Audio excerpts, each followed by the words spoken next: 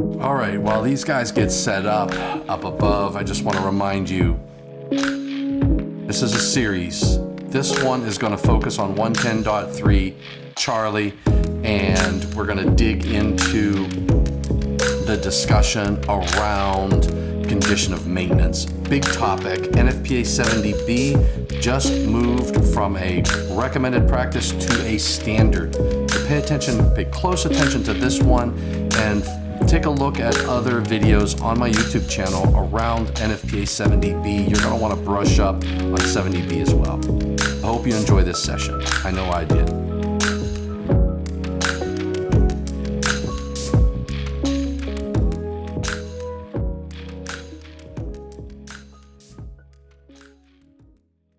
Here with Derek Vigstol. Now, let's get to the condition of maintenance. All right, so condition of maintenance. This helps us to answer, I think, a lot of the questions we had in the inspection piece. It's only one sentence. So it says, the electrical safety program shall include elements that consider condition of maintenance of electrical equipment and systems. I think they added the electrical safety program shall include elements that consider, because, it's just, so this is like one sentence, but a whole world. Right. In fact, actually, they write a whole book about this. And it's a thick one, too. Yes. Way bigger than NFPA 70E. I'm glad I got off that committee. So you throw warnings by way, Tom? I mean, it's still in the process, so we gotta see if it works. But yeah, so condition of maintenance has been one of those things. Yeah, it started coming up in 70E several cycles ago, especially mainly around the arc flash thing. So your arc flash risk assessment really had to account for the condition of maintenance of that equipment, because we have a lack of maintenance. We're going to be looking at a circuit breaker that might not trip, take a little bit longer, advertised. Oh, absolutely right. And just something as small as going from that, maybe 2 to 5 cycle window to a 10 to 15 cycle window. Yep. You just, and when I'm talking, we're talking fractions of a second here.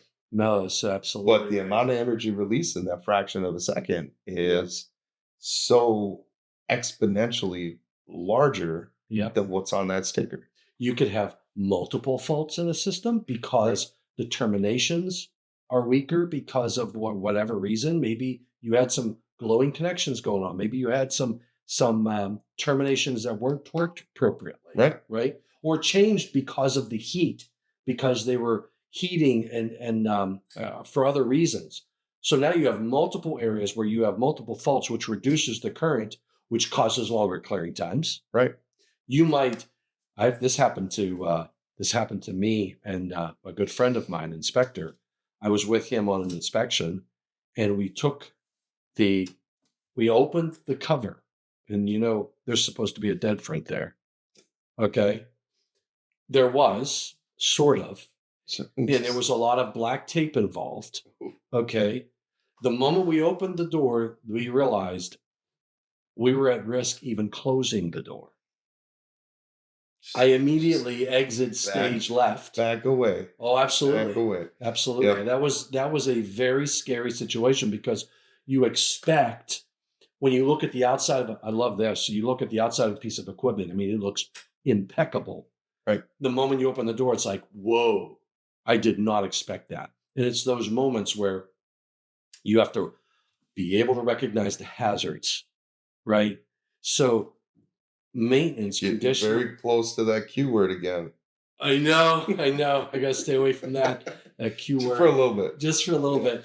But the condition of maintenance is like you said, there's a NFPA 70B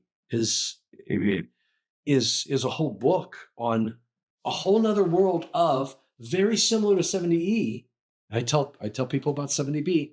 Say, look, 70B is like 70E. 70B has the ingredients for your maintenance plan. Right.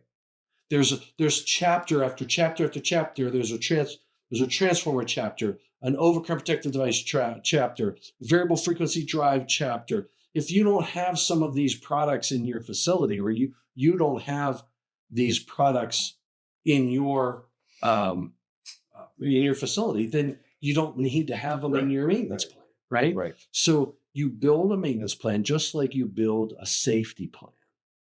And it can be simple or it can be pretty doggone complex. All depends on what you got. Absolutely. If you've got a bunch of lighting panel boards and the 42 space, branch circuit panel boards, you've got a lot of that stuff in your facility. Got a lot of breakers. You got a lot of breakers, but your maintenance on that equipment isn't overly complicated. Just take a look at it, but you got to do it, and you've got to stay on top of doing it. But when you get into some of these bigger facilities that have the low voltage power circuit breakers, or you get into medium voltage equipment, and assessing those conditions of that equipment, what a lot of times people have a good sense because we do our thermal scans and we send the breaker off to the test lab every couple of years and whatever it happens to be, and they just think that that's the end of it. They don't really need to play that back into the safety program. But did that document you got back from the testing lab, did you use that to inform your risk assessment? Did you use that information you got in the thermal scan to really take a look at this concept of what 70 is called normal operating condition, right? Because the question that comes up all the time is, well, do I have an arc flash hazard just standing next to that switch? Oh my gosh, yeah. And the standard answer is, well, no, technically, is really, if you're not touching it, you're not doing anything with it. But if I've got a situation in that switch where the arcing has already started and begun, and I don't know about it because I haven't even just opened it and looked. Yep. I might. Yeah. No, I might. I want to tell you no. Yeah. But I can't answer that because I don't know the condition of maintenance. So this says it shall include elements that consider condition of maintenance. It doesn't say you have to perform maintenance. It just says you need to consider condition of maintenance. So considering condition of maintenance means, to your earlier point, right off the get-go, you said that I could have higher incident energy because I did not maintain it. Right. I may just turning something on and off. It may not function. I may walk up to a safety disconnect switch. This happened I interviewed an arc flash survivor. I interviewed 2 survivors. One didn't wear the proper PPE. That was Dottie's accident. Yep. And one did wear the proper PPE. And oh man, I hope he doesn't watch this. I can't remember his name now. He used to work for IAEI. He did the training. I can't think of his name now, but he what his story was. There was a meat processing facility. And he went up to a safety disconnect switch. He says, just by looking at it, he knew this thing had never been maintained. So he went back to the truck and he put some personal protective equipment on. I believe he had a face shield too. Or maybe he didn't. But he had his hard hat, he had his glasses, he had his gloves, he had PPE, a level of PPE on. I think he did have his face shield. And he says when he started to pull the handle to open the switch, he says you know how you feel that tension, then boom, right. He goes, he heard a twang and something else, and the next thing you know, he says he was laying on his back on the ground, and somebody from the facility there was a big open garage door. They came out and they were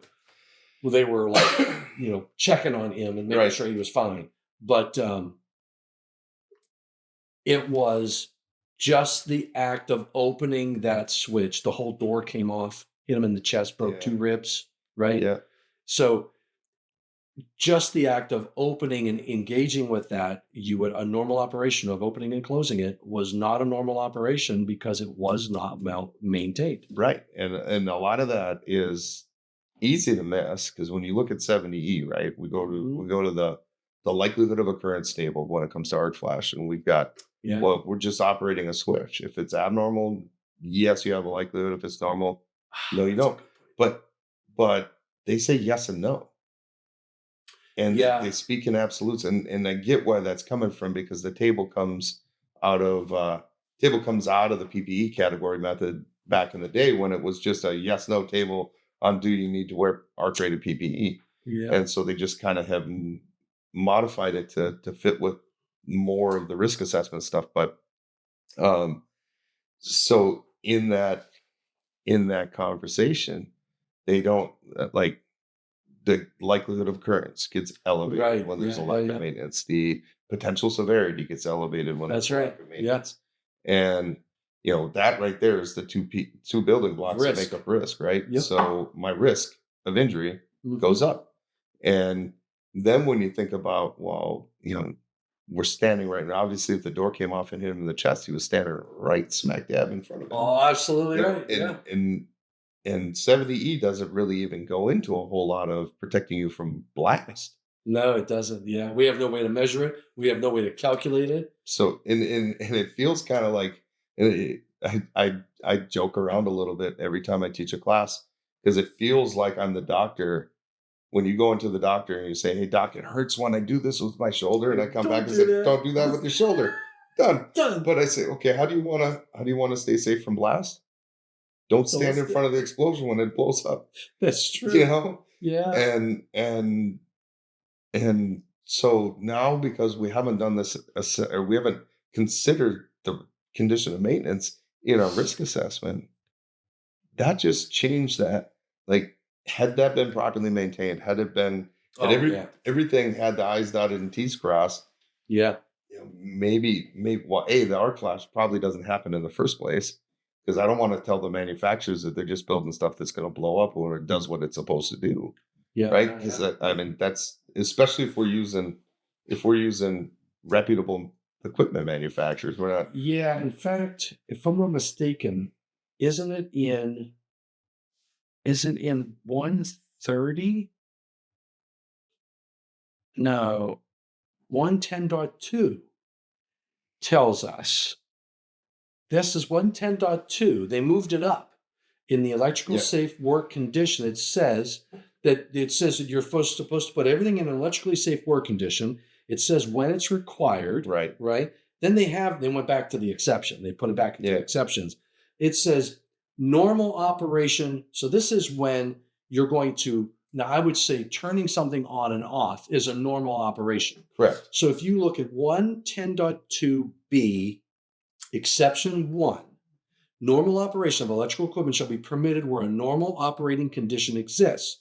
And they give you a list of what is a normal operating condition. You say the equipment is properly installed. That's an NFPA 70. The equipment is properly maintained. That's NFPA 70B, right? So right off the bat, right there, opening that switch was not a normal operation because it was not maintained. He said it was visibly was not maintained. Now that was a visible indication. You could tell by the outside of the switch. You could tell this thing has been ridden hard, put away wet. Right. So my concern is when the outside looks impeccable. You can't see the inside. And you can't see the inside. Well, this is the only way crux. That's the crux. That's exactly right. The only way to understand that is by looking at labels or a maintenance plan to say and documentation. Yeah. And we don't have crystal balls to look inside that equipment.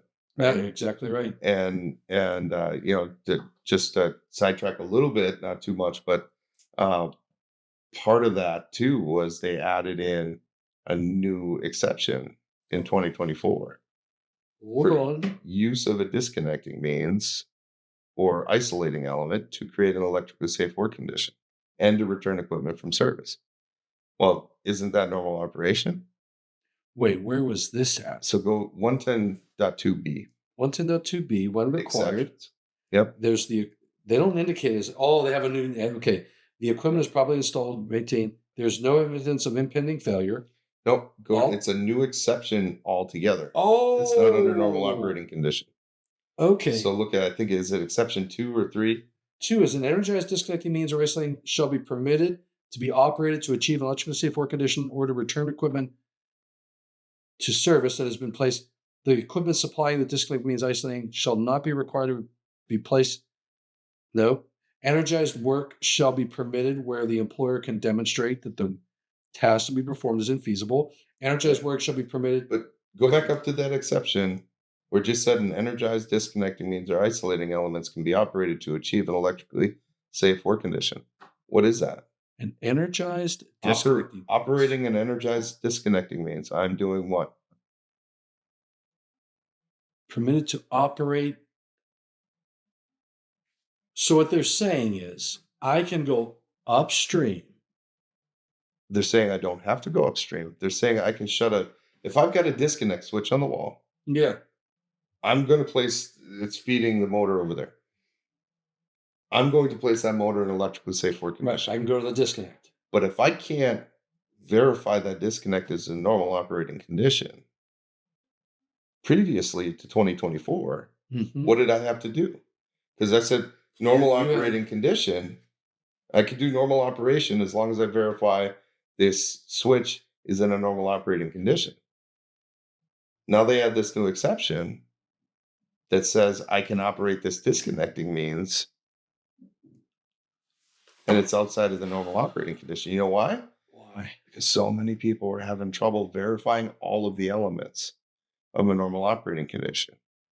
You know, an electrician shows up at a manufacturing facility at 1 o'clock in the morning because some machine went down, and they're a contractor and they come into your facility.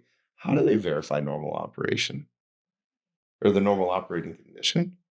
Well, they have to go through. They have to say, is it properly installed? Is it properly maintained? Is it rated for the available fault current? Is the equipment is used in accordance with instructions? So they have to have if it's a disconnect, the equipment doors are closed, all equipment covers are in place, and there's no evidence of impending failure. So I don't know. But the only one they can get at 1 o'clock in the morning is an electrical contractor. Maybe the doors and covers are closed. That's about the only one they can 100% truly verify. Yeah. Because because how are you going to say if it was properly installed if you can't see the inside of it? Right. And what's your maintenance look like? Well, we can get you the records in the morning when the maintenance manager comes in. So this exception number 2 is an energized disconnecting means or isolating element shall be permitted to be operated to achieve an electrically safe work condition or to return equipment to service that has been placed in an electrically safe work condition. Now, I can't, if I have a disconnecting means and it's not been maintained, I can't rely on that. You're saying that that's telling me I can't. Hey, I don't write the code. I'm not on the committee. I can't tell you what it says. You can only tell you what it says. You can't tell me what it means. But you can't tell me what it says. But that's what it says. The equipment supplying the disconnecting means or isolating elements shall not be required to be placed in an electrically safe work condition, provided a risk assessment is performed. Yeah. And there is no unacceptable risk. That's the sentence that's important. It is. But what's unacceptable risk and who's making that determination? But the risk assessment. So what you're saying is, look, Tom, in exception number 1, they give you these 7 criteria. And we're having problems meeting one of them. Meeting 2. Because it says a normal operating exists when all of the following conditions are satisfied. Right. So maybe I can't get the maintenance records on this switch. It looks good, smells good. I'm not going to taste it, but I got all these other ones, but I don't have all 7. So I can fall back on exception number 2, which says that the equipment supplying this says the equipment supplying the disconnecting means, meaning I'm going to operate this switch, which I looked at, and I'm going to say, is this switch, is it in normal operation? I don't have the maintenance records on it. And I can't tell if it was properly installed, but I meet all these other ones, okay? So because I'm missing one of those, I'm going to fall back and say that the equipment supplying the disconnecting means, which would mean establishing electrically safe work condition above this switch, right? I don't need to lock and tag that out to kill power to this because I have done a risk assessment and I do not have unacceptable acceptable risks identified. I am accepting some level of risk. Yeah. So now let's bring it back to your electrical safety program, right? Yeah. And so this is why it's more than just a piece of paper. Because who's making the determination on that exception? Ooh. Yeah. That's going to be the guy that's doing the work at the time is doing the work. Right. You know, and when we get into the bigger conversation on risk Right. assessment, there are different parts of and different risk assessments. Mm-hmm. A lot of the risk assessment, like I would say normal operation risk assessment Yep. is something an employer does 85 to 90% of. Wow. And the worker does the last little pieces, the no evidence of pending failure in the covers, right? Whereas this new section, the worker's going to do it all. Yeah. And so if we haven't created a culture where the worker understands that level, what's acceptable to me as an employer is level of risk, we're getting into some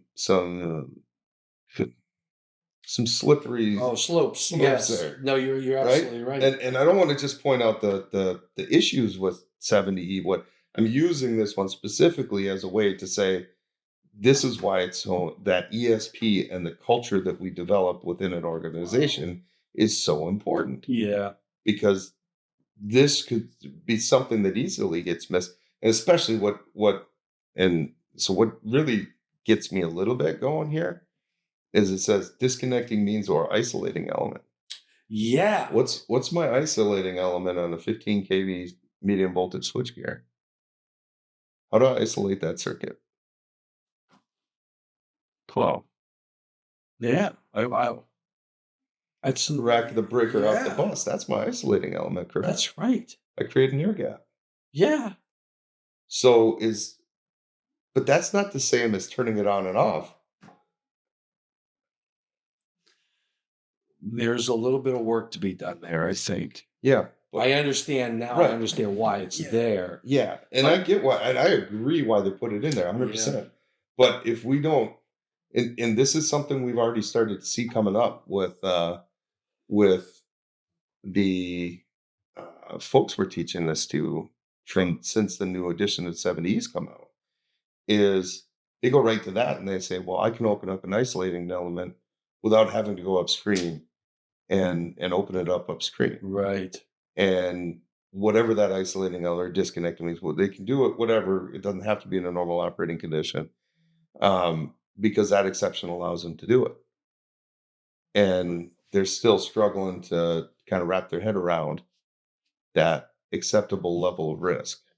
Yeah. And what is, because really it's not acceptable level of risk to me, the worker, because everything I do has to meet my employer's so again acceptable level. You have the two, and I just had this conversation with somebody that we all accept a level of risk, but it may not match the level of risk your employer is willing to accept. Because I'm an electrician, I'm a fantastic electrician, man. Yeah. I'm going to be able to do everything. Like I go into a healthcare facility and they say, hey, we're a hospital, you can't shut this off. And I say, well, what happens if I drop my screwdriver? And their answer is, well, don't drop your screwdriver. Right. And I'm an ego-driven electrician enough to say, okay, sounds like a plan. I just won't screw up. Yeah. I'm just problem solved. Yeah. Right. So electricians can talk themselves into doing things that their employer would never want them doing in a million years. Yeah. So this is why it's important to drive that culture piece. Very, very cool. So condition of maintenance, we sort of we noodled around there. Yeah. We noodled around there, but we're talking about recognizing the condition of maintenance and that you have to have that considered. We went back to 110.2. Is that right? Yeah. Yeah, 110.2. 110.2b because of that exception. And 70B is going to be the program. That's going to be one of the methods. So if I have to ascertain the condition of maintenance, I'm going to use my eyes, use my ears, use all my senses. I'm going to go back to the 70B maintenance report documents, right? And find those if I can. And then that's going to help me know if it's if it's a what did you call it? What did we call it? We called it a normal operation, Correct. right? So and then and that helps me understand whether or not the likelihood exists of an arc flash event, right? And I would say shock. You too. could say I shock mean, too, yeah, absolutely. because if I'm letting my maintenance slide, Yeah. I could have insulation that's wearing thin. I could have conductors overheating where they're going to break free from the termination and energize the outside of my equipment. That's right. You know, so I mean, and I don't want to slip into this habit. I've been trying to break this habit in the electrical training, safety training world for a few years now, but we spend so much time on arc flash. And I'm not, and this is not to downplay arc flash. I know. I tell you, arc flash is still the big scary thing on the block. Yep. But shock Number one killer. accounts for almost all of the fatalities. Electric shock, contact with electric conductors in certain parts accounts for 6% of all job site fatalities. Yeah, absolutely right. Yeah, and we focus on the booms and the ahs, and we forget about that fundamental. Don't come in contact with something energized. Right. And you know what? It's so easy. Yeah. The shock. Well, and I don't want to say that it easy. Let me back up on that one a little bit, but It's easy. it's a whole lot less complicated to figure out what my shock hazard is Yeah. and what's my exposure to it. Yep. Than it is to figure out that on the arc flash side. No, Which you're I right. think is why we focused more on the arc flash. The complicated nature of shock, in my opinion, is when I'm looking at a new piece of equipment, if I don't understand how that new piece of equipment is laid out, if I don't know I know it's 4160 equipment. Not everything in there is 4160, Nope. right? I might have I might have a UPS in there that gives me 120. There's so many. If you don't understand the equipment, it's hard to ascertain what is energized and what's not energized. And things can get complicated pretty quick. But in your normal panel boards and things like that, your receptacles, I mean, anything that's more simple, you would think a receptacle. And I just had an incident. A good friend of mine called me, and he says, "Hey, I need you to come to the house." This is what he goes. I just got shocked on my receptacle. So, what was going on? He goes, I was replacing it. He goes, he had a lamp plugged into it. Turned the light switch off. The lamp turned off. Okay. Turned the light switch on. Lamp turns on. He goes downstairs, kills the breaker. Lamp turns off. Perfect. Right. So it should be good. Takes the old receptacle out and undoes it. And he puts the new receptacle in the exact same way. So he's not an electrician. Right. He's a homeowner. He's a physical therapist.